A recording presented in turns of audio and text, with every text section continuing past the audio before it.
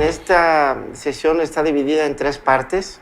Yo estaré hablando esta primera fase, donde más adelante la doctora Melina continuará con una parte muy detallada sobre especificar muchos temas y una revisión muy amplia sobre las dislipidemias y en particular la dislipidemia mixta, qué hay de nuevo, qué contextos hay.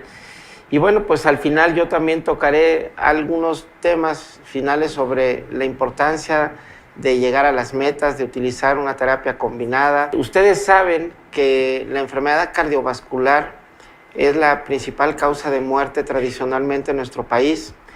Pueden ver en estos gráficos cómo las características de la enfermedad cardiovascular que se presentan en todo el mundo pues tienen un nicho, otras patologías que van muy vinculadas con la enfermedad cardiovascular, y hago mucho hincapié en la diabetes mellitus porque va muy encaminado el tema de lípidos y el tema de la enfermedad cardiovascular con ambas patologías. Está por demás decir que es un problema mundial. Tenemos un problema de hipercolesterolemia general y no se diga mixta, y por supuesto también hablar de la hiperlipidemia familiar, donde hay diferentes registros. En México tenemos un registro generado en el Instituto Nacional de Ciencias Médicas y Nutrición, Salvador Subirán, que han hecho muy proactivamente para conocer lo que está pasando en nuestro México. Podemos decir que la prevalencia de la hipercolesterolemia es muy frecuente. Hay análisis, ustedes pueden ver en mapas del mundo donde hay partes donde tenemos unas prevalencias muy bajitas de 1 o de 2 dígitos en números bajos, pero tenemos prevalencias como en México y en otras partes del mundo que llegan a estar hasta cerca del 50, 70%, y no se digan nichos muy particulares donde puede llegar a ser hasta más del 80%. Ahora bien, ¿qué sucede en la población de nuestro país? Bueno, tenemos diferentes publicaciones. Ustedes pueden ver aquí, recordándoles lo que se ha definido en las diferentes aportaciones que tenemos, como la enfermedad cardiovascular tiene cerca de 140,000 muertes, y de estos el 72% prácticamente está vinculado con enfermedad cardiovascular. Un tema que no estamos muy orgullosos, estamos en medalla de plata en este registro de la OSD en obesidad. Ustedes saben que este gran problema de la obesidad ha generado pues un cambio importante epidemiológico en nuestro país, y por consecuencia pues nos está poniendo en estos números que pueden ver en el gráfico tan impactantes, ¿no?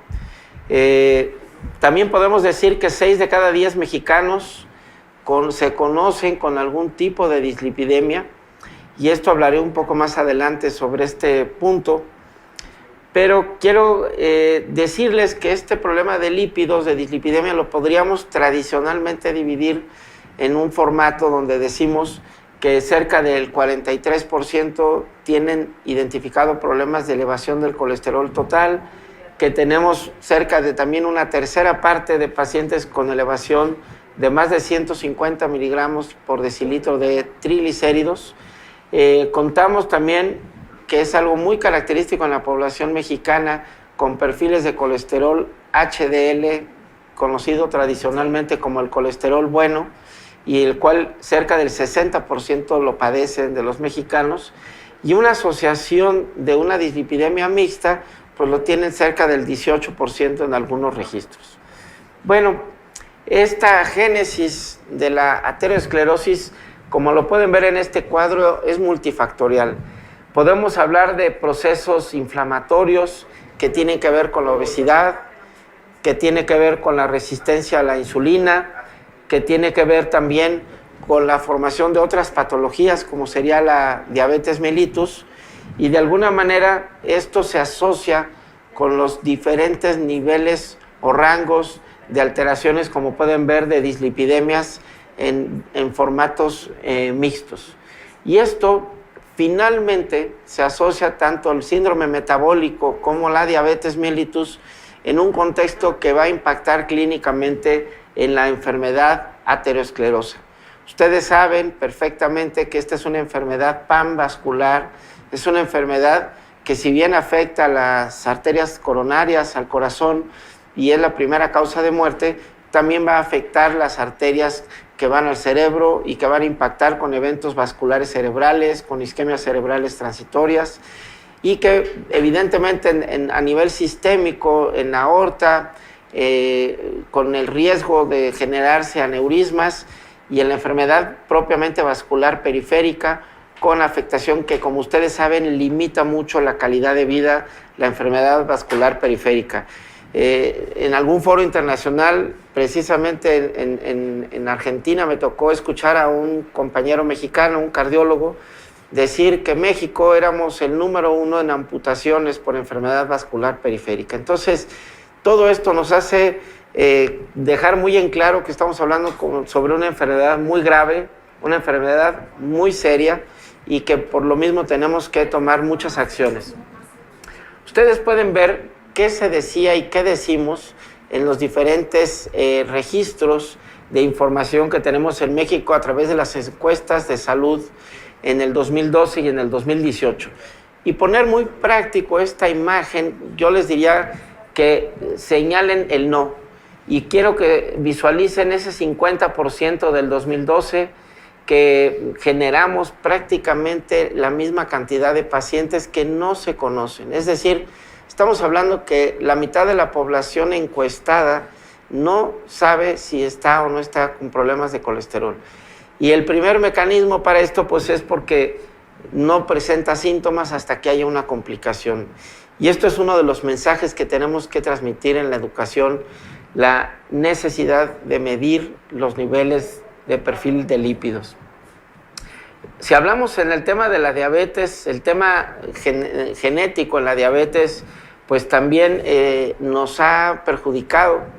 Podemos ver el impacto en porcentaje de personas, tanto hombres como mujeres. Quiero resaltar al género mujer porque hemos incrementado importantemente en nuestro país la prevalencia de diabetes. Si ustedes comparan en esta gráfica la población de mujeres en el 2012, que era 35%, con mujeres en el 2018, que es 36%, estamos hablando ahora de sobrepeso y obesidad. Y vean, la franja más oscura en mujeres de 37 sube a 40, con el contraste de los hombres, que también vemos claramente incrementos en las alturas, en los porcentajes de prevalencia de este problema. Creo que el mensaje final que podemos ver en esta gráfica es que este es otro gran problema de salud de nuestro país. Estos son los porcentajes, sumando ambas columnas, en los escenarios de la cantidad de sobrepeso y obesidad, que prácticamente son 3 de cada 4 mexicanos. No me voy a detener a esta parte de del metabolismo de las lipoproteínas, porque lo vamos a poder ver con la doctora Melina más adelante, y simplemente recordarles que uno de los puntos cruciales de la enfermedad vascular, y hablo en particular de la aterosclerosis, pues es precisamente estas características de lípidos, que más adelante se hablarán en detalle, pero recordarles un proceso, aunque este cuadro evolutivo es más esquemático, pero tengan ustedes como en la parte izquierda de esta columna, a la izquierda de ustedes, sería un corte de una pared vascular sana, donde el endotelio está sano, y cómo el acúmulo de partículas de lípidos va a ir degenerando estas capas hasta generar situaciones catastróficas. ¿A qué me refiero? Pues que haya una obstrucción importante en una arteria importante del organismo y que pueda tener un evento crítico agudo. Sabemos que un evento agudo, un infarto, hablando del corazón, un infarto a nivel cerebral o a nivel vascular periférico, tiene consecuencias devastadoras. ¿Cuál es el manejo? ¿Cuál es el tratamiento que debemos hacer? Bueno, Todos ustedes conocen recomendaciones. Recientemente están por publicarse unas recomendaciones latinoamericanas que hicimos en este 2020, donde participó México. Ahí tuvimos el gusto de tener de representante al doctor Abel Pavía, uno de los líderes en nuestro país en este tema. Y lo interesante es que todas las guías, los países hacemos guías, las regiones hacemos guías, y quiero resaltar estas porque la Sociedad Europea de Cardiología, que hoy por hoy ha sido la que ha tenido más impacto de educación a nivel mundial, el año pasado tuvimos esta revisión de guías que nos hacen puntualizar cosas que no debemos de perder de vista. Tengan ustedes en cuenta este cuadro donde sabemos que en el centro está la enfermedad cardiovascular aterosclerosa, y a todos los alrededores podemos ver diferentes parámetros que tienen que ver desde la genética, desde la herencia, desde situaciones no modificables como el género, como la edad de las personas, pero también muchos, y vuelvo a repetir, muchos factores modificables que podemos llevar al paciente cuando tenemos un contacto de prevención primaria, cuando podemos tener una educación en sus escuelas, en las primarias, en las secundarias, en la preparatoria, en las licenciaturas, y no esperarnos hasta que ya vengan las complicaciones de la enfermedad. Entonces, aquí podemos ver como uno de los puntos importantes precisamente son las dislipidemias. Y bueno, estas guías de la Sociedad Europea puntualizaron de una manera práctica desde hace muchos años. Todos ustedes deben de conocer estos cuadros, y nada más me tomé la libertad de poner este ejemplo donde podemos recordarle a un paciente que es fumador, que tiene 40 años, que tiene el colesterol alto y que tiene la presión alta, que sería la parte inferior derecha de su pantalla, cómo se ve en ese circulito el número 3, y eso es el riesgo que tiene el paciente de tener a 10 años una muerte cardiovascular. ¿Qué sucede si este paciente va a una consulta con un médico de primer contacto, con un médico general convencido de la educación al paciente y le orienta adecuadamente para que deje de fumar, para que controle muy bien su presión arterial, controle muy bien su colesterol, y entonces podamos mejorarlo? Pero quiero que lo analicen el mensaje que yo le puedo decir a este paciente. Yo le puedo decir, pues usted tiene 40 años, pero sus arterias, su edad vascular es 25 años más grande. Y a lo mejor al decirle que tiene 65 años sus arterias, quizás le da un poco más de sentido al paciente el involucrarse en su salud. Las guías posicionan grupos de riesgo. Quizás en mi perfil personal de trabajo como cardiólogo intervencionista, que me toca vivir mucho el paciente que tiene un infarto, pues les puedo decir que las metas de colesterol que tenemos que generar son extremadamente bajas, y las guías cada vez, si ustedes esta charla la hubieran escuchado hace 10 años y la vuelven a escuchar dentro de otros 10 años, seguramente estaremos diciendo cosas innovadoras diferentes. Pero hoy por hoy podemos decir que tenemos que ser extremadamente agresivos con el colesterol. Y una forma práctica que esta guía puso es puntualizar en el colesterol LDL como uno, no todos, como uno de los parámetros más importantes a seguir. Y en estos flujogramas podemos analizar claramente este camino en los pacientes que tienen muy alto riesgo y que tienen enfermedad, y que tenemos que considerar qué herramientas son las mejores para cada paciente. Hay pacientes que les vamos a dar fármacos de poca potencia, de mediana potencia, de alta potencia, y hay pacientes que tenemos que utilizar medicamentos de potencia que sean extremadamente elevadas, como son los anticuerpos monoclonales inhibidores de la PCSK9. Cada paciente requerirá algo diferente. Algo que no se nos puede olvidar en todos es esto, es las recomendaciones generales en su estilo de vida. Ya dijimos del tabaco, hablamos muy importante la alimentación. Tenemos que hacer un trabajo en equipo con una nutricionista, una dietóloga, alguien que sepa y que esté muy apegado al paciente en este sentido. Sin lugar a dudas, la actividad física, hoy por hoy en este confinamiento que tenemos del COVID, tenemos que tener en cuenta que en casa hay que buscar la manera de moverse, de caminar y evitar la trombosis. Estamos viendo mucha enfermedad tromboembólica venosa y tromboembolia pulmonar por el sedentarismo que está teniendo la gente en casa. Evidentemente la obesidad que se menciona ahí y la presión arterial como parámetro general menos de 140/90 fundamentales. Pero sin lugar a dudas las recomendaciones como clase 1, es decir, que todo mundo basarnos en múltiples estudios, en metaanálisis o en diferentes ensayos clínicos aleatorizados, doble ciego, podemos decir esto.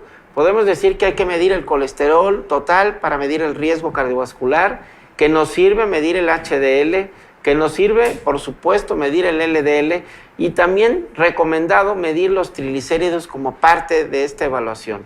Fíjense, a mí me interesó mucho compartirles este cuadro porque es el mismo score de la gráfica que usa la Sociedad Europea de Cardiología, pero cómo al adicionarle el factor del nivel de colesterol HDL redondeado para nosotros en miligramos, recuerden que el decir 1, por ejemplo, en la columna que dice 1.0, estamos redondeando sobre 40 miligramos de colesterol HDL. Entonces, si ustedes se ponen a pensar que un paciente tiene menos y vámonos a pensar en el 0.8, cómo se incrementa de 6 a 8 el puntaje.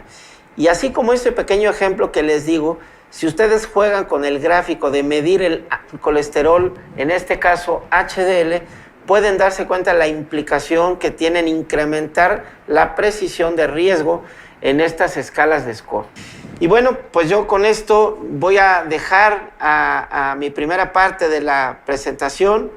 Yo estaré nuevamente con ustedes en una segunda parte mía, una vez que termine la doctora Melina, a la cual le doy la bienvenida. Saludos desde Querétaro, México, a Buenos Aires, Argentina, doctora Melina. Abrazo a todos y retomo para meternos de lleno en la agenda que nos ocupa hoy. Voy a referirme a una agenda muy específica de la dislipidemia mixta. ¿Qué es la dislipidemia mixta en sí? Cómo abordamos el riesgo residual, el colesterol no HDL, ApoB y triglicéridos. ¿Cuál es el manejo farmacológico y la evidencia de la que disponemos? ¿Cuáles son las guías con metas y estrategias? Y un par de casos clínicos para que ensayemos juntos. Así que entramos en qué es la dislipidemia mixta y para eso ejemplificamos partículas. La de la izquierda es el HDL que tiene ApoA1. Todas las demás partículas son ricas en ApoB y son por ende aterogénicas. Así que esto explica la clasificación de dislipidemias típica que a todos nos cuesta recordar, incluso a mí, pero hay algunas de estas dislipidemias que tienen conexión con el riesgo cardiovascular y por eso es interesante, aunque sea mencionarlas. La tipo 2A es la hipercolesterolemia familiar, la tipo 2B es una forma combinada, la tipo 3, que es rica en remanentes, es la disbeta-lipoproteinema familiar y la tipo 4, que es rica en VLDL, es una hipertrigliceridemia pura. Hay también una tipo 1 y una tipo 5 que tienen kilomicrones y VLDL, pero lo interesante es que todas las partículas que ustedes ven ahí señaladas comparten entre sí ApoB como factor aterogénico y de riesgo y conectan con riesgo cardiovascular. Estas 4 que les señalo tienen alta asociación con la enfermedad cardiovascular y la tipo 4, 5 y 1 como tienen elevados triglicéridos, tienen riesgo de pancreatitis. Pero todo esto pierde, digamos, practicidad y a la hora de la identificación práctica nos quedamos con pacientes que tengan hipercolesterolemias, hipertrigliceridemias o lo que nos ocupa hoy que es dislipidemias mixtas. ¿Y en qué consiste la dislipidemia mixta? ¿En quiénes podemos verla? ¿Qué fenotipo tienen?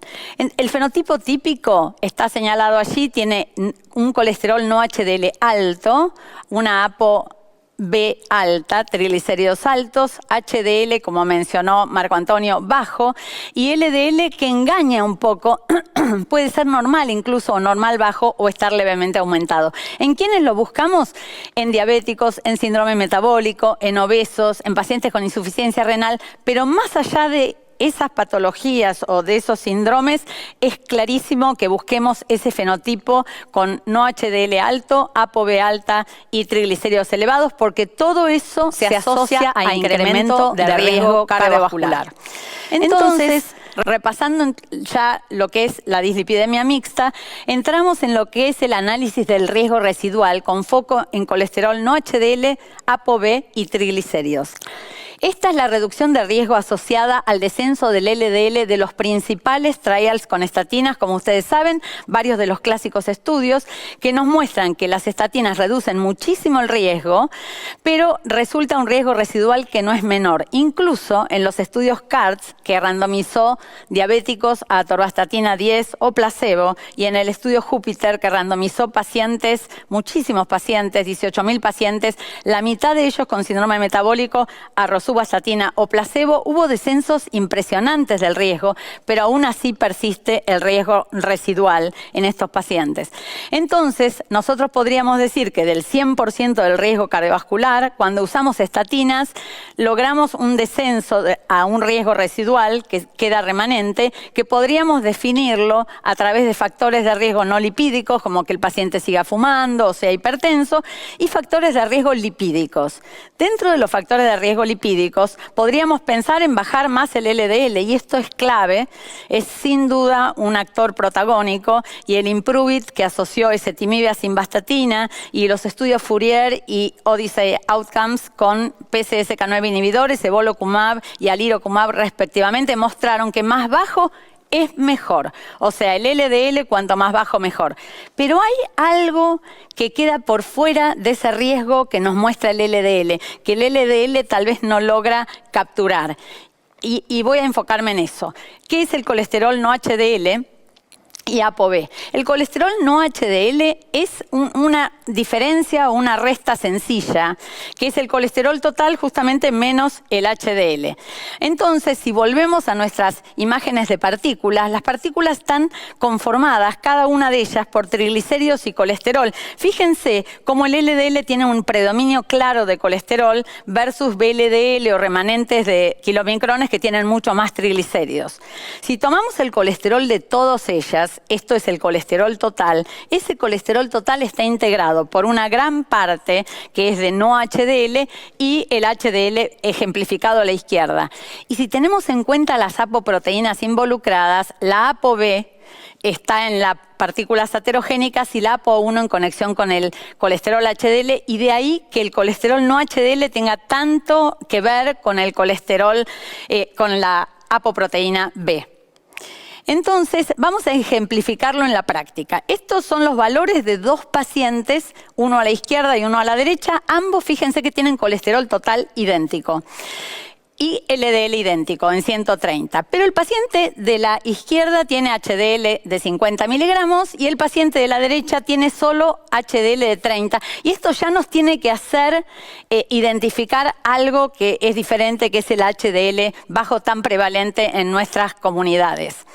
Entonces voy a estimar el colesterol no HDL para los dos pacientes. A la izquierda, el colesterol no HDL, colesterol total menos HDL, 210 menos 50 es 160. Fíjense como dato importante este número mágico, si se quiere, de 30, que es la diferencia entre el LDL y el no HDL, que va a surgir a lo largo de toda la charla. En el lado izquierdo calculamos el no HDL, de nuevo, colesterol total menos HDL, 210 menos 30, 180, mucho más. Y acá, clave, mucho más que 30 es la diferencia entre el LDL y el no HDL, con 50 puntos. Esto nos tiene que hacer un segundo llamado de atención, que acá tenemos un paciente más metabólico, que va más allá del LDL. Recuerden que estos dos pacientes tienen el mismo LDL.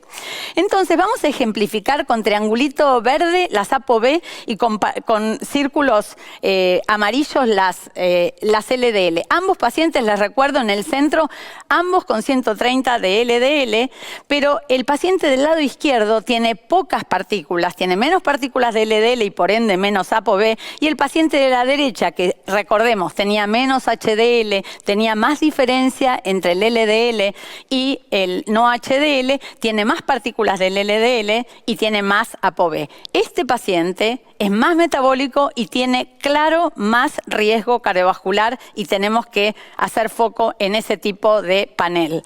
Volviendo entonces al tema de las partículas, si tomamos todas las partículas en este eje que nos muestra cómo tienen tamaño y densidades distintas, el colesterol total está en todas ellas, pero solo en el HDL hay ApoA1 y en el resto de las partículas hay ApoB, que explica la heterogeneidad de esas partículas.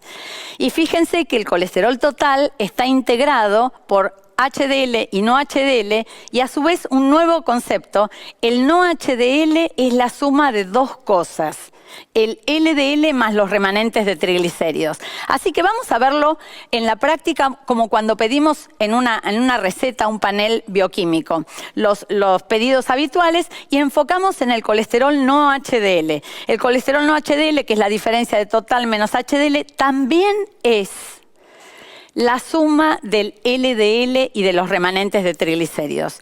Y esto va a ser clave porque entonces los remanentes de los triglicéridos van a tener un riesgo que no es capturado por el LDL, que excede al LDL.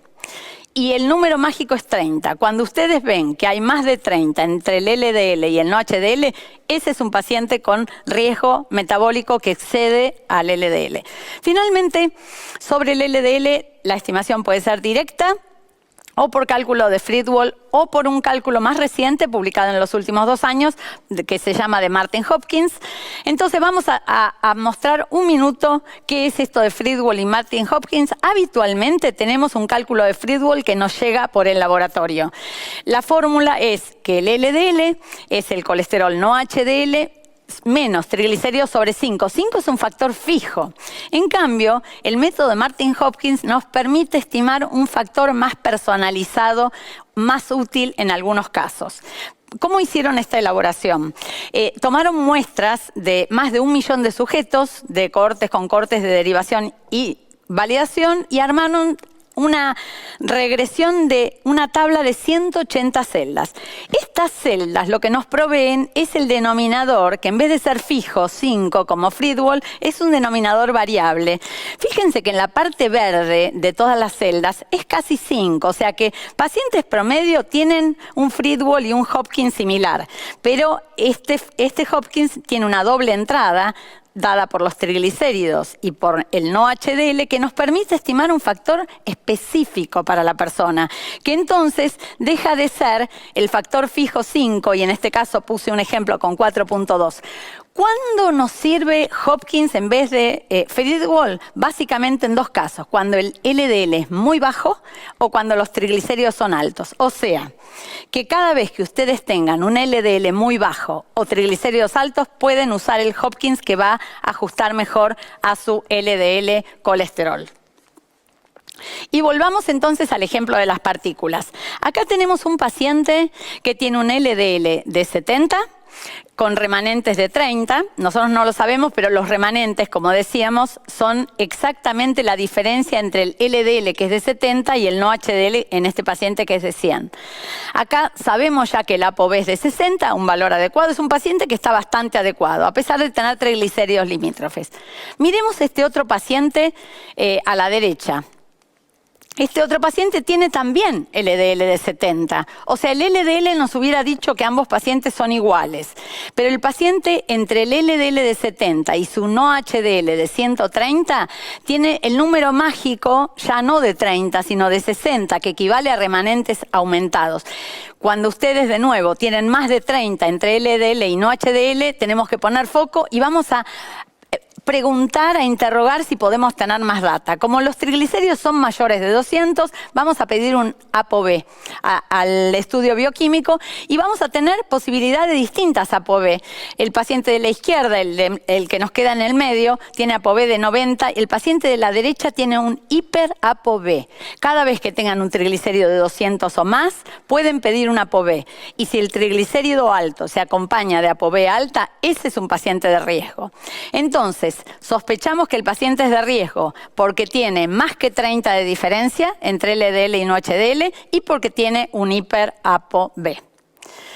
Entonces, para definir finalmente ventajas del colesterol no HDL sobre el LDL, el no HDL es más predictivo en los estudios clínicos, correlaciona excelente en general con ApoB, que tiene altísima predicción, es el elemento de medición que tiene mayor predicción de riesgo, mayor asociación con riesgo. Además es sencillo, es disponible, es barato porque hago una cuenta, no requiere ayuno porque ni colesterol total ni HDL requieren ayuno. Y cuando ambos son discordantes, no HDL y LDL, el riesgo sigue al no HDL. Y recordemos el número mágico de 30. Si es 30, estamos bien. Si es más de 30, tenemos más riesgo. Y este es un calculador muy reciente publicado que estima en base al no HDL el riesgo de la persona a edad joven, cuánto va a tener de riesgo a sus 75. Este calculador de riesgo se hizo en base a 400.000 individuos que fueron seguidos con una mediana de 13 años, pero hay seguimientos de hasta 43 años en las cohortes. El calculador lo que usó es dividir el colesterol no HDL en quintilos. Estos quintilos entonces permitieron explorar cómo iba a ser la asociación con el riesgo a la edad de 75 años. Se armó el calculador y se observó algo que es muy interesante y que ocurre mucho en biología, en medicina y en cardiología lo vemos muchísimo, es que el mayor riesgo se asoció al colesterol no HDL alto en jóvenes. Porque como ustedes saben, además de la intensidad del factor de riesgo, importa el tiempo de exposición al que está la persona con ese factor de riesgo. Así que el tener un no HDL alto en jóvenes fue altísimamente riesgoso y predictivo a la edad de 75 años. Por supuesto, la mayor reducción de riesgo se obtuvo cuanto más precoz nosotros producíamos la reducción del no HDL. ¿Cómo funcionó esto entonces? Estos son los quintilos de riesgo, menos de 100 de no HDL, 100 a 143, 143 a 185, 185 a 220 o más de 220. Fíjense cómo tanto en mujeres a la izquierda como en varones a la derecha vemos una clarísima asociación de riesgo entre los quintilos y lo que ocurre con eventos cardiovasculares duros. Y si vemos en esta diapositiva mujeres a la izquierda, varones a la derecha, nuevamente quintilos de riesgo de no HDL y miren qué interesante nuevamente en jóvenes menores de 45 años, o sea, un paciente que los vea mañana, que tiene 38 o 40 años y tiene un no HDL muy alto, es mujer y tiene más de 220 de no HDL, tiene 4 veces más riesgo que el quintilo menor, y si es un varón, tiene 4 veces y media más riesgo. O sea que estamos hablando de algo altísimamente predictivo que se cumple en todas las edades, pero es fuertísimo en la edad joven. O sea, tenemos que actuar precozmente. Y este es el estimador de riesgo. Mujeres a la izquierda de nuevo, varones a la derecha. En el centro están los grupos de edad. En gris están los quintilos rodeando, en un círculo gris están los quintilos de no HDL. En blanco, rodeando a los quintilos, están los factores de riesgo. En rojo, el círculo rojo nos permite estimar el riesgo a los 75 años con ese no HDL de joven. Y en verde, ¿cómo se transformaría ese riesgo si yo reduzco a la mitad el no HDL? Vamos a un ejemplo. Estamos con un varón de 40 años, menor de 45 años, él tiene un no HDL de cerca de 200, tiene 2 factores de riesgo y ya solo por este valor, aunque tenga 38 o 40 años, tiene predicho 33.4% de chance de eventos a sus 75 años. Pero si yo le bajo el no HDL a la mitad, esto se reduce a 5.5% de riesgo. O sea, es fuertísima la reducción de riesgo. Y si queremos saber cuántas personas debo tratar para evitar un evento, o sea, el NNT, y qué reducción relativa de riesgo tengo, en esta tabla, de nuevo, el varón tiene 45 años o menos, tiene 2 factores de riesgo, tenía un no HDL de alrededor de 200, y yo debo tratar a solo 3.6 varones de este tipo, o sea, menos de 4 personas, varones, y logro una reducción fantástica del 84% de riesgo si le reduzco su no HDL a la mitad. Con esto quiero enfatizar la importancia de conocer el no HDL y de saber cómo se diferencia, en todo caso, cuánto aporta o cuánto captura más allá del LDL. Finalmente, en esta placa les muestro cuáles son las guías que apoyan como meta primaria el LDL y las que apoyan como meta secundaria el no HDL o primaria, sucesivamente, y la Sociedad Internacional de Aterosclerosis, las guías británicas NICE y la Sociedad Europea de Aterosclerosis y de Bioquímica Europea la ponen en un nivel primario al HDL, que es lo que está pasando actualmente. Entendemos que el no HDL es claramente importante. Vamos brevemente al tema de triglicéridos. Como dijimos, volvemos a nuestras partículas. Fíjense cómo las de la derecha, las VLDL y los remanentes de kilomicrón tienen muchísimos triglicéridos y entonces tipo 1, tipo 4 y tipo 5, triglicéridos altos, la tipo 4 con enfermedad cardiovascular y todas las tres ricas en triglicéridos con riesgo de pancreatitis cuando los triglicéridos son muy elevados. Esta es una imagen muy fuerte que tuvimos viniendo del estudio PRUIT que comparó pacientes con síndrome coronario agudo con estatinas de moderada intensidad versus alta intensidad y nos mostró que tener el LDL de menos de 70 era clave para su pronóstico. Del mismo estudio PRUIT pasó algo similar con los triglicéridos. Tener los triglicéridos por abajo de 150 mostró tener claro mejor evolución. Y acá algo interesante y novedoso, triglicéridos con ayuno o triglicéridos sin ayuno. Habitualmente estamos acostumbrados a indicar a nuestros pacientes que hagan un ayuno correcto de 10 o 12 horas sin ingesta, sin beber. Y a la izquierda de la pantalla les puse cómo califica esto del ayuno. Minimiza la variabilidad, permite el cálculo del LDL, los valores deseables de triglicéridos son de menos de 150 y tiene asociación con enfermedad coronaria de alrededor de 30%. Pero miren qué interesante a la derecha, hacerse un laboratorio y medir triglicéridos sin ayuno, o sea, una muestra al azar, aunque haya comido hace poco.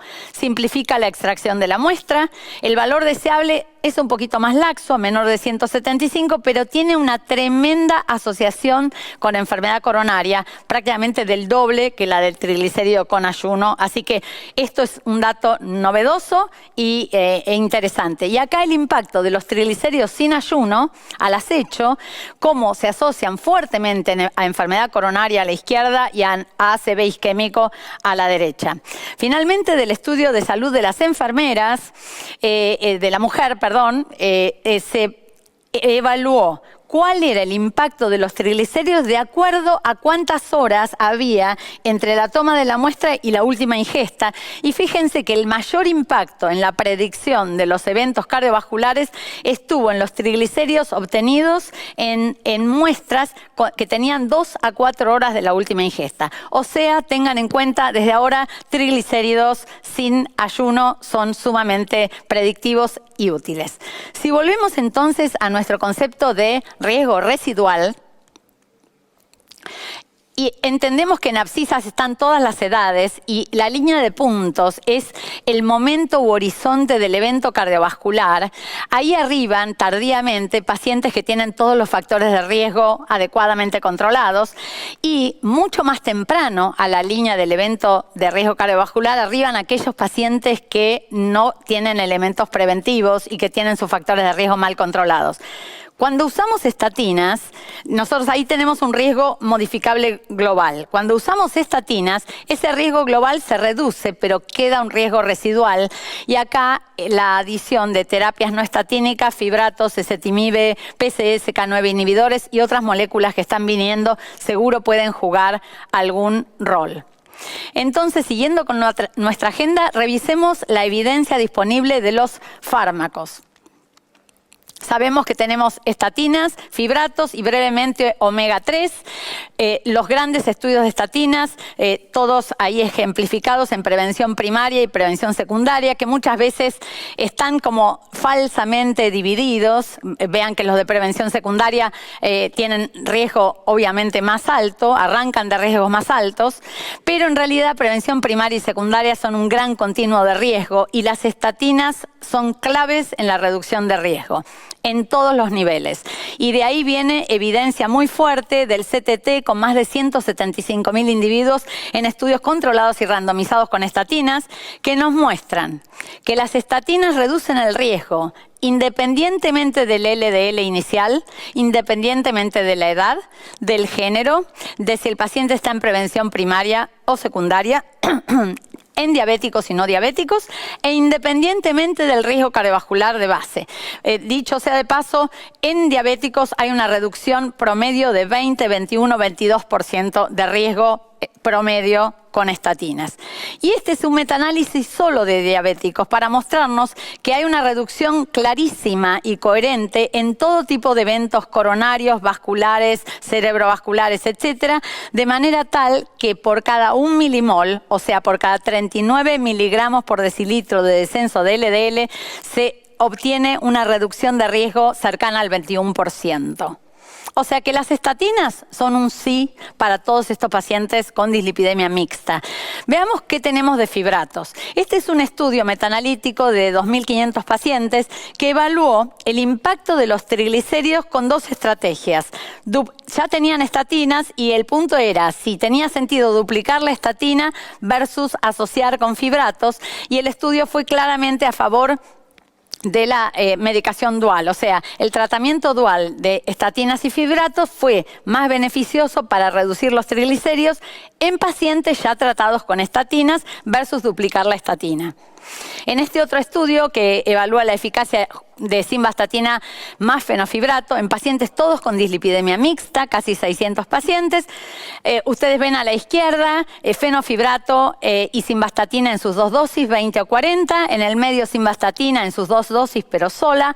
Y a la derecha fenofibrato solo. Se armaron 5 grupos, entonces las dos en colorado son grupos que tenían fenofibrato y simvastatina 20 a la izquierda, simvastatina 40 a la derecha, y después simvastatina sola y fenofibrato, y esto fue el impacto en la reducción de triglicéridos, una reducción potente de la medicación dual, del tratamiento dual de estatinas y fenofibrato.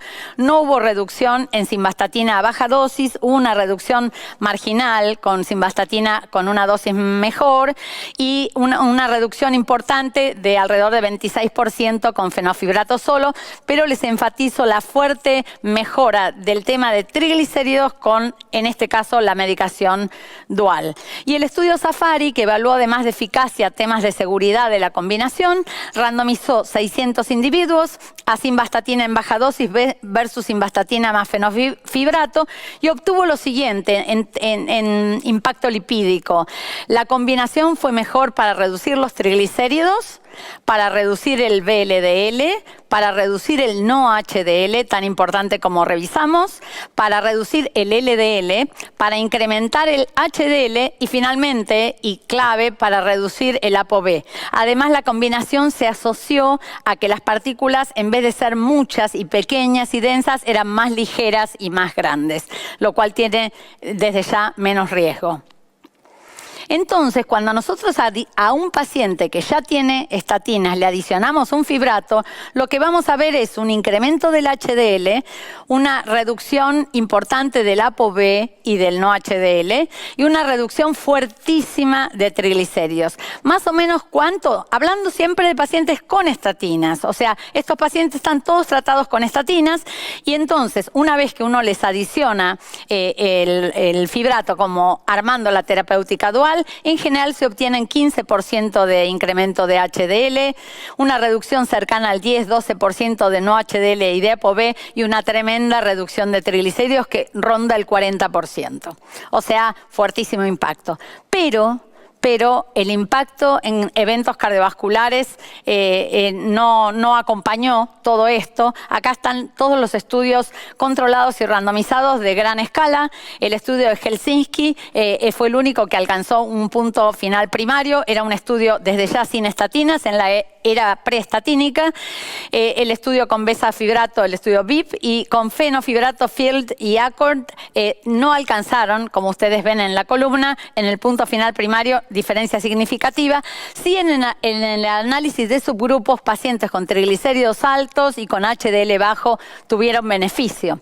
Recordamos nada más que los primeros 3 estudios eran hechos en pacientes sin estatinas, que ahora no es concebible, digamos, y el estudio Accord ya sí en pacientes con estatina, pero que igual no alcanzó significación estadísticamente significativo. Y esta es información fuertísima que viene. El estudio Prominent es un estudio que va a randomizar, que ya randomizó, terminó su etapa de inclusión, más de 10.000 diabéticos ya reclutados. Todos están tratados con estatinas, en este caso pitavastatina, pues es un estudio japonés, con pacientes diabéticos en prevención secundaria y primaria, diabéticos de alto riesgo, con triglicéridos de 200 a 500. Este estudio con estatina en 100% de los pacientes los randomiza a pemafibrato versus placebo, y el punto final es un punto final duro, cardiovascular, combinado, y los resultados van a estar en el 2022. Esta es información que llega, esta es información que necesitamos, porque los cardiólogos queremos eventos duros, o sea, queremos beneficio en eventos cardiovasculares. Entonces, estamos ya con estatinas y fibratos, 2 palabras de omega 3, resultados neutros, muy cercanos a la línea de neutralidad en casi 80.000 individuos randomizados a omega 3 versus placebo, hasta que hace un par de años se presentó, hace año y medio, el estudio REDUCE-IT, que analizó en más de 8.000 sujetos de prevención secundaria o diabetes que ya tenían estatinas y tenían triglicéridos mayores de 135 y menores de 500, serían pacientes algo similares a los pacientes del Prominent. Los randomizó a 4 gramos de omega 3 versus placebo. Lo podemos discutir en las preguntas, pero alcanzó a un punto final primario positivo que mostró reducción de riesgo con eventos en los pacientes con omega 3 en alta dosis. Entonces, para seguir con la agenda, ¿cuáles son las guías actuales que tenemos que conocer y revisar? Estas son las guías europeas que ya mencionó Marco Antonio, que exponen distintos subgrupos de pacientes con distinto riesgo. Las guías europeas de lípidos se presentaron el año pasado y eligen metas de LDL y metas de no HDL. Fíjense que en los grupos de más riesgo, las metas son muy agresivas, de menos de 55 de LDL y menos de 85 de nuevo, 30 de diferencia, número mágico de 30, y además piden que bajemos a más del 50% de los valores basales. Estas son las guías europeas apuntando a metas de LDL y de no HDL. ¿Y qué dicen de los triglicéridos? Que en pacientes con triglicéridos de más de 200, nuestra primera aproximación sea siempre las estatinas, que si el paciente tiene alto o muy alto riesgo y tiene triglicéridos altos a pesar de estatinas, podemos contar con combinarlo con omega 3, y que en distintos rangos de riesgo de pacientes, incluso en prevención primaria, si el paciente, a pesar de estatinas, persiste con triglicéridos de más de 200, se sugiere la combinación con feno o bezafibrato. Estas son las guías europeas, las que mencioné. Estas son las guías americanas del Colegio Americano de Endocrinología, que si las comparamos con las guías europeas, tienen metas bastante similares en cuanto a LDL y no HDL. Respecto a qué decide el Colegio Americano de Endocrinología con los fibratos, es indicarlos en hipertrigliceridemias importantes de más de 500, en pacientes vasculares o con riesgo alto cuando los triglicéridos tengan más de 200 y el HDL sea menos de 40, y sugieren que la combinación con fenofibrato sería la que menos riesgo tiene de miopatía al combinar estatinas con fibratos. Estas son las guías americanas del 2018, las últimas guías, que como ustedes saben, dividen a los pacientes en 4 grupos de pacientes de acuerdo a su riesgo. El primero, pacientes con antecedentes cardiovasculares. El segundo, pacientes con LDL extremadamente alto. El tercero, diabéticos. Y el cuarto, los que no entrarían en ningún subgrupo del anterior y tienen riesgo de más de 7.5% a 10 años. Y de acuerdo al subgrupo y a algunas especificaciones de cada caso, eligen estatinas de alta o de moderada potencia.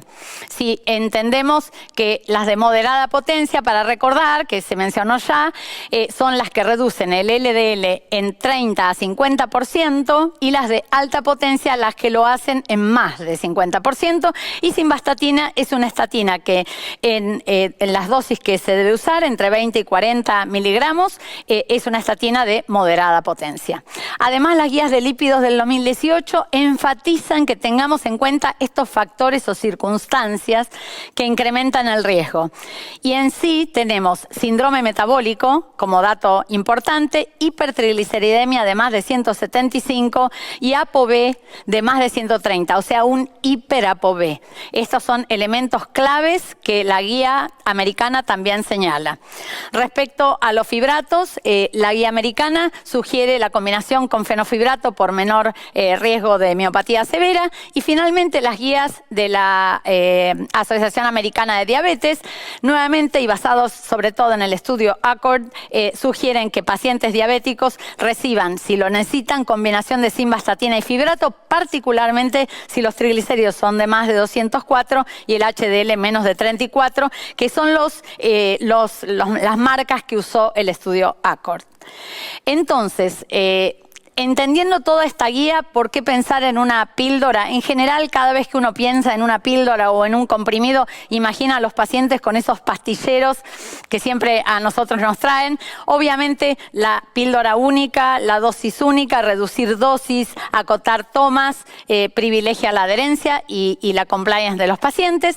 En el caso de utilizar una combinación como simvastatina y fenofibrato, no hace falta ajustar la dosis en pacientes añosos. Es crucial que no se utilice en pacientes con insuficiencia renal moderada o severa, que no se utilice en pacientes con insuficiencia hepática ni en niños y adolescentes.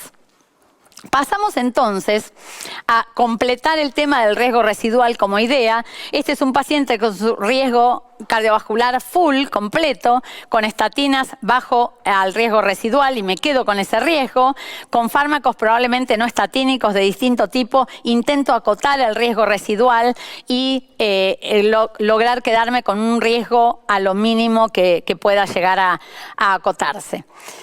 Finalmente, y para jugar y divertirnos, para aplicar todas estas cosas, yo armé un par de casos clínicos para compartir, que seguro después podemos discutir. Les voy a contar este caso número 1. Se trata de un paciente con diabetes sin otros factores de riesgo. El paciente tiene este laboratorio: colesterol total de 225, HDL de 34, triglicéridos de 250 y LDL de 141. Así nos llega con este laboratorio, es diabético y no tiene ningún factor de riesgo asociado. Entonces, pensemos qué fenotipo buscábamos, en quiénes buscarlo y ¿qué podemos tener de pautas para pensar en una dislipidemia mixta? Sabemos que el HDL es bajo porque tiene 34, tiene triglicéridos altos porque son de más de 150, es diabético, dijimos, sin otro factor de riesgo. Le estimamos el colesterol no HDL, que recordemos que es el total menos el HDL, o sea, 225 menos 34 y nos da 191, un número poderoso, marcamos entonces no HDL, y el LDL, que es algo aumentado. ¿Qué nos dicen las guías que hagamos con este paciente? Diabético, no tiene otros factores de riesgo y tiene aparentemente un fenotipo y todo me hace pensar en una dislipidemia mixta. Las guías americanas dirían que estamos frente a un diabético sin otros factores de riesgo, con riesgo menor a 7.5 y que usemos una estatina de moderada intensidad, atorva 10 a 20, rosuva 5 a 10, simvastatina 20 a 40, etc. Moderada intensidad. ¿Qué dirían las guías europeas y el Colegio Americano de Endocrinología? Que estamos con un paciente diabético y sin otros factores, esas son las metas. Menos de 100 de LDL, menos de 130 de no-HDL y menos de 100 de ApoB. Guardemos esas metas, entonces en verde arriba les dejé las metas para que las tengamos en mente y volvamos a nuestro paciente. Y comparemos el LDL que tiene el paciente 141, se escapa de la meta. El no-HDL 191 se escapa de la meta de 130 que nos dio la Sociedad Europea. Entonces, vamos a poner un panel y partimos de esas cifras que tiene el paciente, 141 de LDL, 191 de no-HDL, y le damos una estatina de moderada intensidad como recomienda las guías americanas. El resultado en este caso fue que el LDL bajó a 94, o sea que llegó a la meta, y el no-HDL a 168 quedó muy fuera de meta porque la meta, como ustedes ven arriba, es 130. Pero en pacientes con triglicéridos elevados, como es el caso, sabemos que el Friedwald, ese 141 de LDL, puede no ser exacto. Así que como este paciente tiene 250 de triglicéridos, recuerden que en triglicéridos altos y LDL muy bajo, desconfiemos del Friedwald, vamos a hacer el cálculo de Hopkins y en vez de ponerle un factor fijo, denominador de 5, vamos a buscar el factor de este paciente.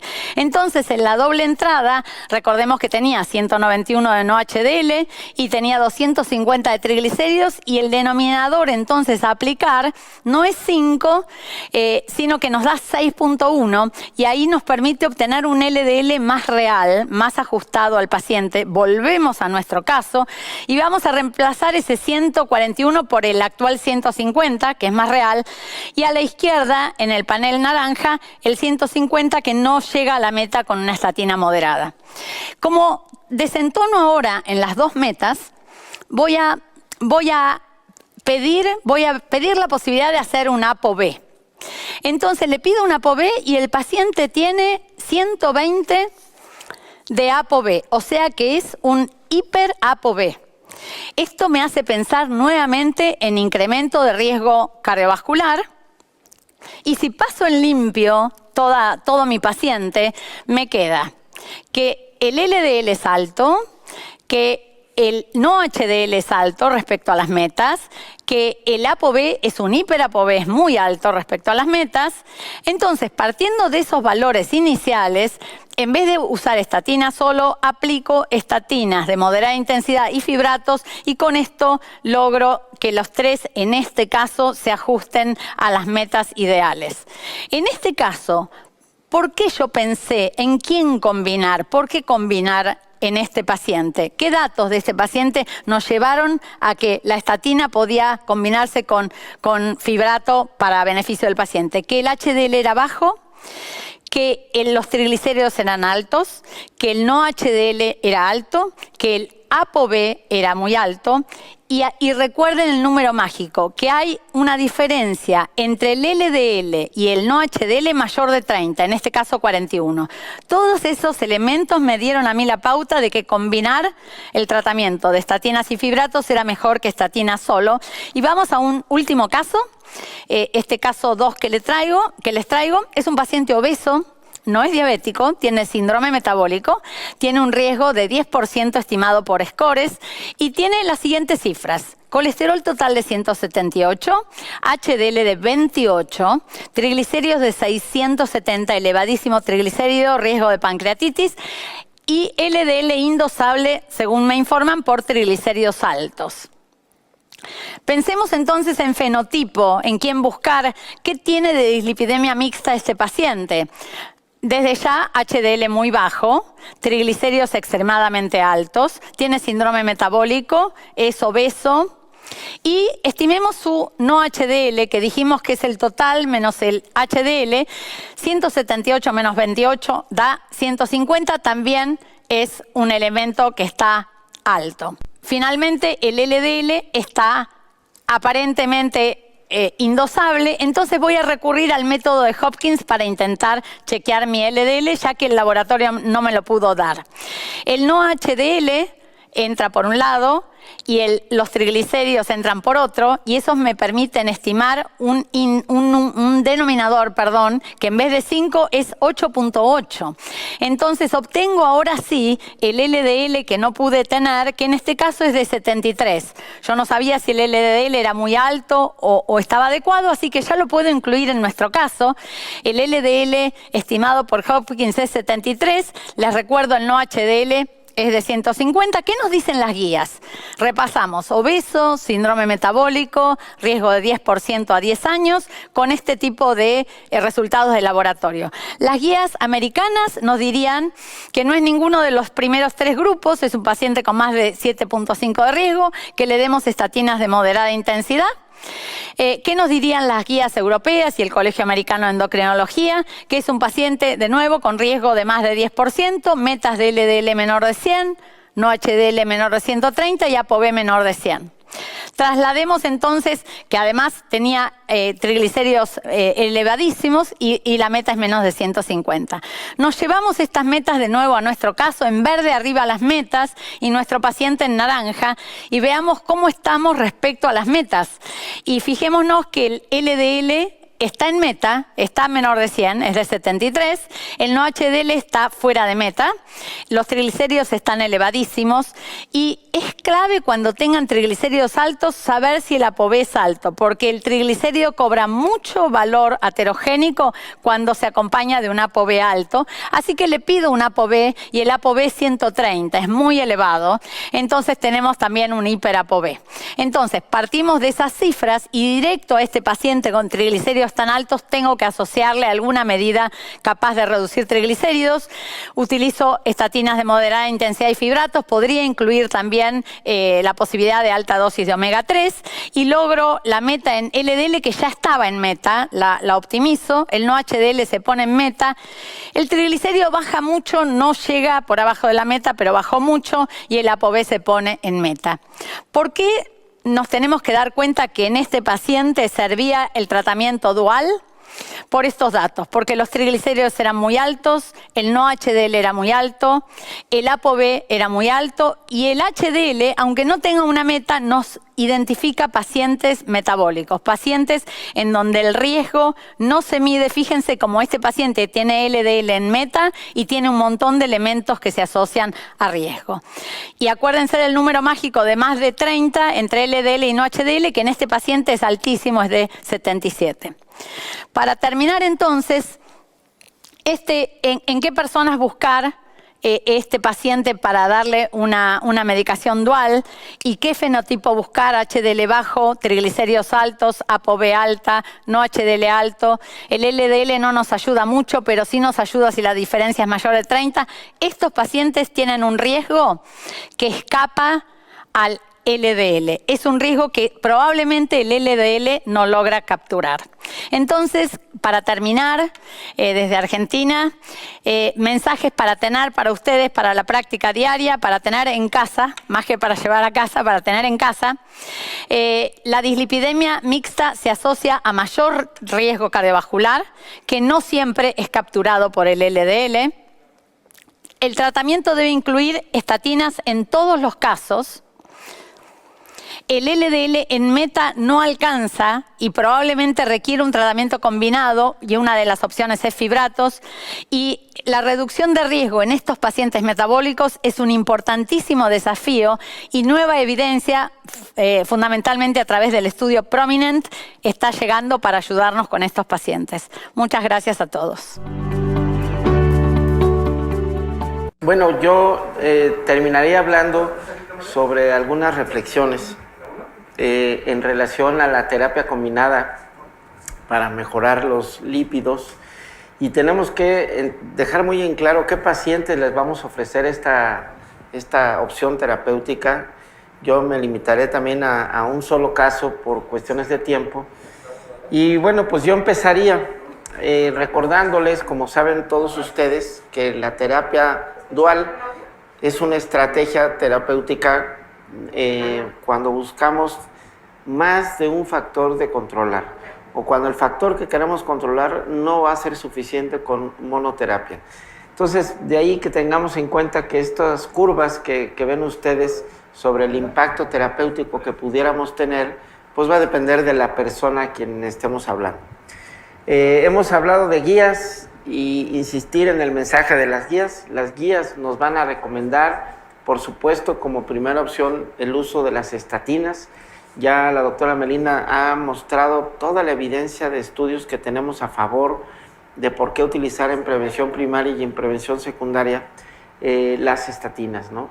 Hay que tener en cuenta que tenemos pacientes que requieren más allá de estatinas tratamientos, y es un poco las cuestiones que estamos hablando. Hay que recordar que dentro de las opciones que vamos a utilizar, vamos a medir el no-HDL, evidentemente el HDL y los triglicéridos, para que desde el punto de vista bioquímico nos den una mejor alternativa para cada individuo, para cada paciente. Si nos adentráramos a revisiones de por qué utilizar esta asociación, yo les puedo mostrar, y lo voy a hacer en forma súper rápida, unas reflexiones sobre publicaciones de la seguridad y eficacia de utilizar esta opción terapéutica, donde se utiliza una estatina, en este caso una estatina de potencia mediana, que es la simvastatina, y asociado con unos fibratos que también han demostrado mucha seguridad a estas dosis, que es el fenofibrato. Hay estudios como el ACOR, que ya también lo hemos hablado, donde se muestra el impacto en niveles de laboratorio. Y quiero decirlo con esas palabras porque uno de los parámetros que nos guían es los estudios de laboratorio. Y los estudios de laboratorio, como lo ven en este gráfico, pues nos pueden ayudar en el impacto cardiovascular.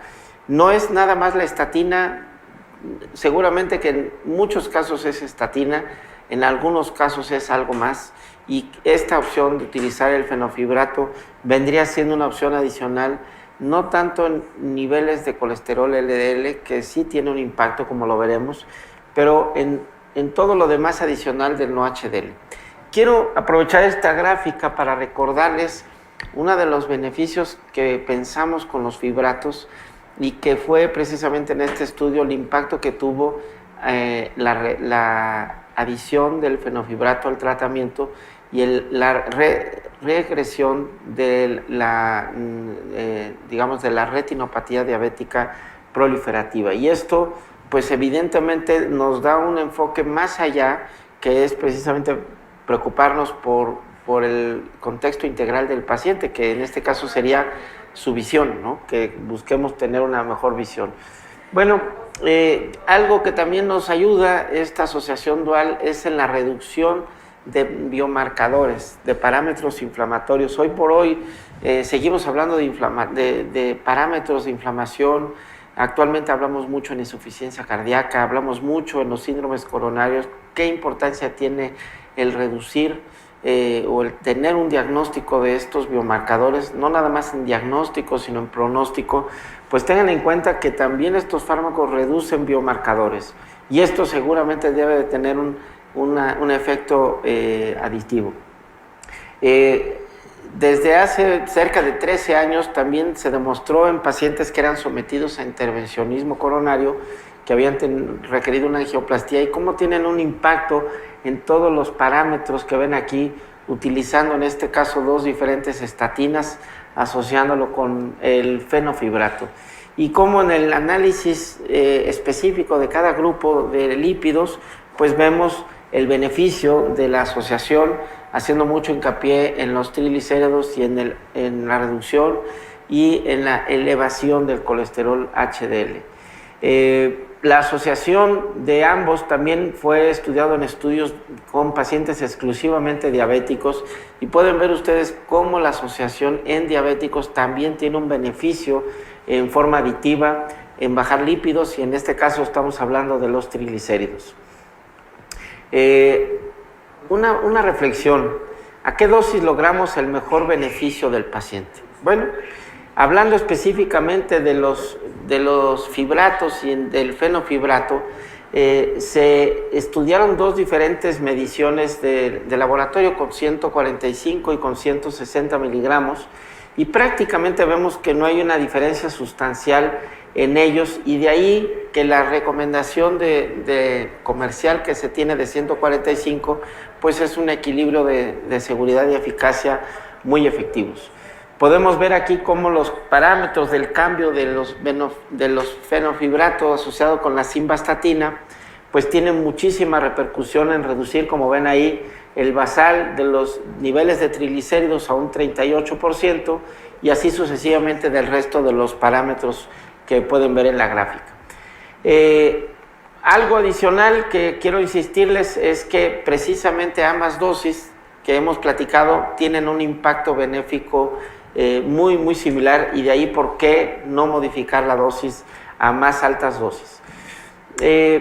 Quiero cerrar en este momento con una última reflexión, y es ¿cómo logramos una buena eficacia y tolerabilidad con esta combinación? Bueno, pues evidentemente ya está demostrado, ya tenemos estudios que han demostrado cómo reducimos los parámetros de laboratorio y cómo, hablando de los negativos como los triglicéridos, y cómo incrementamos lo que buscamos, que sería en este caso el HDL. Y afortunadamente esta combinación tiene un alto nivel de seguridad. Sabemos que hay subpoblaciones de pacientes que tenemos que tener cuidado, mucho tener en cuenta los pacientes con insuficiencia renal, como también ya se ha mencionado. Un caso clínico actual. Este es un paciente de 52 años, fumador social, lo dice él. Ahorita que está confinado, quiero suponer que ya no fumaba porque ya no tenía mucha vida social, y acude a consulta porque se encontraba muy preocupado porque un familiar, un conocido de él, había adquirido el COVID, y esto había sido una situación que le generó muchísima ansiedad. En este contexto, el paciente acude solicitando por tener falta de aire, por no poder respirar bien, y realmente, simplificándoles el caso, el paciente lo que tenía era mucha ansiedad, pero bueno, muy bien, eso no había duda, que afortunadamente no tenía COVID, no tenía datos para pensar en ello, no tenía insuficiencia cardíaca, pero pues nos damos cuenta que el paciente tiene alteraciones. Tenemos un paciente que tiene índice de masa corporal elevado, peso elevado, talla en proporción a su peso, nos calculamos un índice de masa de 32, se realiza una valoración clínica, como ya estaría por demás decirlo, encontramos que el paciente en dos mediciones tiene hipertensión, tiene 150/90, tiene una valoración vascular con un estudio muy práctico, muy sencillo, que es tanto diagnóstico como pronóstico, como es el índice tobillo-brazo, el cual es normal. Se corrobora un perímetro abdominal importantemente elevado. A la exploración cardiovascular, lo más sobresaliente es un reforzamiento del componente aórtico del segundo ruido, que es muy característico en los hipertensos, y como un dato extra, tiene insuficiencia venosa grado 1, apenas si se notaba. Muy bien, este es su electrocardiograma. El electrocardiograma prácticamente lo más relevante es que trae un bloqueo del fascículo anterior.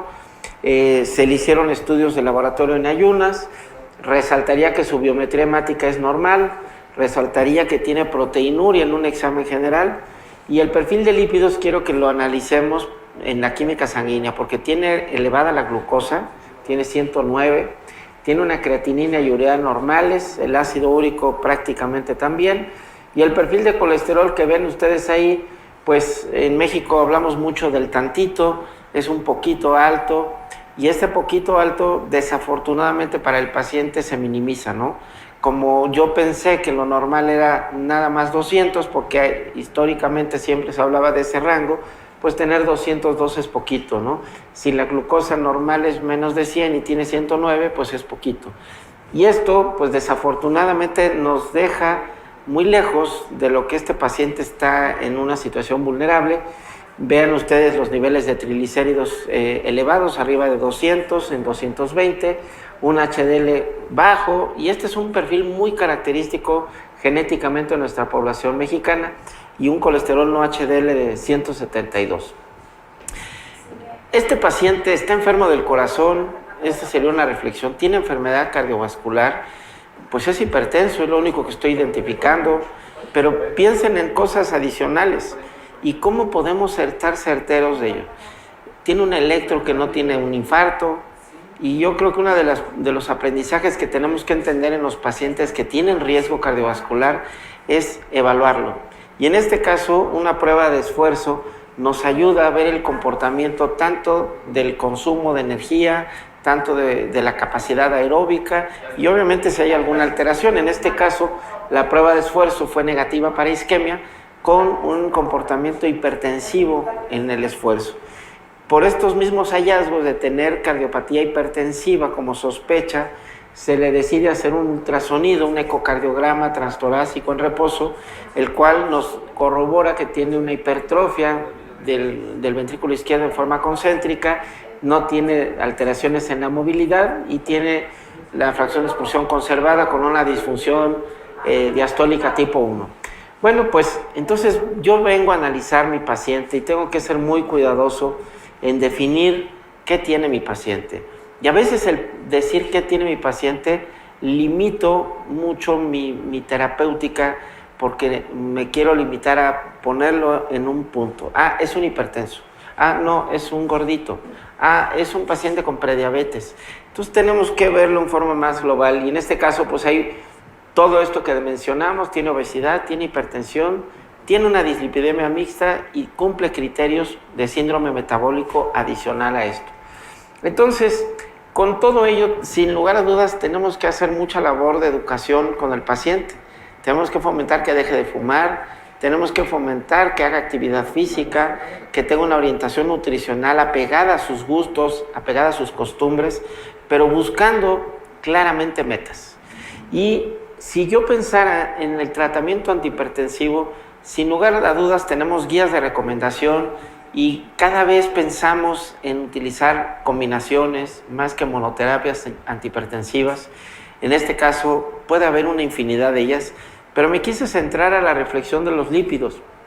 Y en este tema de los lípidos existen también muchas opciones. Habrá quien dijera, yo le daría una estatina en forma de monoterapia y lo voy a repetir. Voy a medir sus niveles, cómo está la glucosa, cómo está su sobrepeso, su obesidad. Por ahí alguien seguramente me preguntaría por qué no tenemos estudios de la tiroides, que es importante descartar hipotiroidismo, y seguramente todo eso es correcto. Una opción terapéutica podría ser utilizar esta asociación dual porque de alguna manera cumple el perfil del paciente. Yo quisiera terminar unas reflexiones de conclusiones en las siguientes diapositivas, en las cuales yo les diría que sin olvidarnos, esta enfermedad y este tipo de pacientes requieren una valoración integral. Es imposible pensar que va a haber un medicamento mágico espectacular. También es importante recordar que la administración de estos medicamentos es una vez al día. Son medicamentos que tenemos que asumir que no es por una temporalidad. Es un tratamiento que va a ser en forma indefinida. Efectivamente, después de 2 semanas yo puedo medir unos niveles y puedo evaluar resultados. Puede ser que yo en mi práctica, es muy pronto, a lo mejor a los 15 días, y decida hacerlo al mes. No está mal, pero en ese contexto yo quiero que haya visto a la nutrióloga, quiero que empiece un programa de ejercicio adecuado al paciente, a cuidar sus rodillas, a que no vaya a tener un problema por el exceso de peso y el ejercicio. Y podemos también tener muy en cuenta que hay situaciones especiales que tenemos que cuidar. Tenemos que tener muy cuidadosamente la evaluación de la función renal. Estos medicamentos no se deben de utilizar cuando hay un daño renal. Hay que calcularlo. Tenemos fórmulas para medir la depuración o filtración glomerular. Podemos utilizar la creatinina sérica con la edad y hacer una fórmula y de esta manera poder calcular que esté arriba de 60 mililitros por minuto por el rango de 1.73 metros cuadrados. Bien importante también insistir que no hay mucha evidencia en pacientes con daño hepático severo, pero lo que sí también insistir que no se ha demostrado su uso y por lo tanto no lo podemos recomendar en personas menores de 18 años. La población de México, de nuestro país, Melina, no sé, seguramente que hay cosas que compartimos con Argentina, y cosas que en México tenemos particulares genes. Estas dislipidemias asociadas con hipertrigliceridemia y con HDL bajo, que es la hipoalfa-lipoproteinemia, son frecuentes, muy frecuentes, diría yo, en nuestro medio. Tenemos que medir rutinariamente, como ya se ha medido, todo el parámetro de lípidos, como también hay que medir la glucosa, como también hay que medir si no tiene proteinuria y como también hay que ver en forma integral al paciente, como lo hemos hablado. Y este ejemplo de asociación, sin lugar a dudas, nos va a ayudar porque nos va a reducir varios parámetros, como ya se ha hablado en la plática previa. Esta adición de fenofibrato a una estatina, sin lugar a dudas, ayuda en el paciente que esa dosis de estatina va a ser suficiente. Si yo a priori pienso en un paciente de alto riesgo que acaba de tener un infarto y que tiene un LDL extremadamente alto, seguramente que no será la mejor alternativa para el paciente. Pero un paciente que estamos en una prevención antes de tener un evento cardiovascular, como los que hemos estado presentando, sin lugar a dudas van a ser de alta relevancia.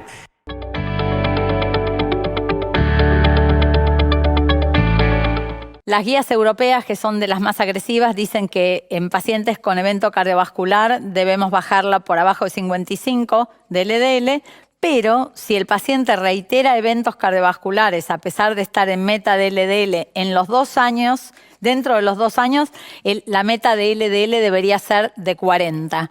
O sea que son LDLs importantes, bajos, realmente bajos, y en esto hay bastante coincidencia. Los estudios el estudio Improve-It, que usó ezetimibe adicionado a simvastatina, y el estudio Fourier y el estudio Odyssey Outcomes mostraron que LDLs extremadamente bajos continúan adicionando beneficio. Obviamente, cuanto más bajo, el beneficio adicional es relativamente menor, pero de cualquier manera sigue habiendo beneficio en LDLs muy bajos. Así que LDLs muy bajos son seguros. En principio, dependiendo del riesgo del paciente, bajamos más el LDL.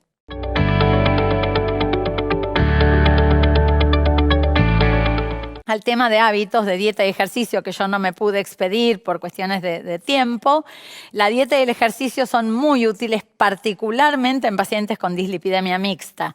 O sea, el que el paciente baje de peso, que haga la dieta adecuada y que haga ejercicio diario es clave. Eso tiene mucho impacto en la dislipidemia mixta, mucho más que en el colesterol en sí. En cuanto a la eficacia farmacológica, en pocas semanas nosotros podemos saber en dónde estamos parados, así que podemos instituir una terapéutica de estatinas o dual y chequear a las 4 a 6 semanas si queremos chequear la adherencia o la eficacia. El riesgo es bajo y usando fenofibrato en combinación con estatinas es la mejor combinación en cuanto a seguridad. No hay que usar genfibrosil y la preferida es para casi todas las guías fenofibrato como combinación, y lo podemos checar en pocas semanas. Tenemos que estar atentos a la miopatía o dolores musculares que son tan frecuentes y que muchas veces no tienen que ver con el fármaco. Así que tenemos que deslindar dolores que no son realmente musculares atribuibles al fármaco, pero estar atentos en la combinación de estatinas y fibratos al tema muscular.